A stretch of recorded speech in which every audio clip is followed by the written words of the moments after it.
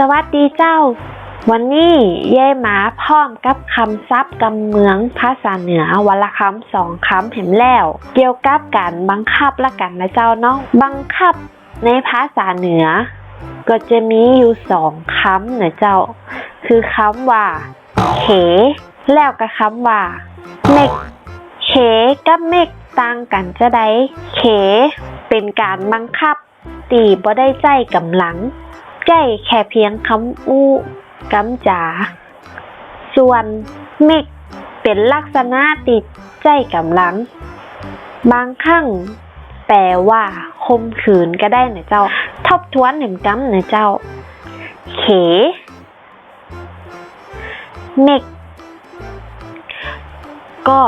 อย่าลืมเอาคำศัพท์ตีเยบอกไปฝึกอู้ฝึกใจนะเจ้าจะได้คล่องใครมี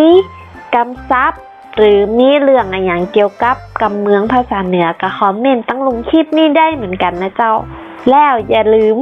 กดไลค์กดแชร์กดติดตามแล้วก็กดกระดิ่งด้วยนะเจ้าจะได้บ่พลาดที่ใหม่ๆแล้วป้ากันใหม่คลิปหน้าเจ้าคลิปนี้ไปแล้วบ๊ายบาย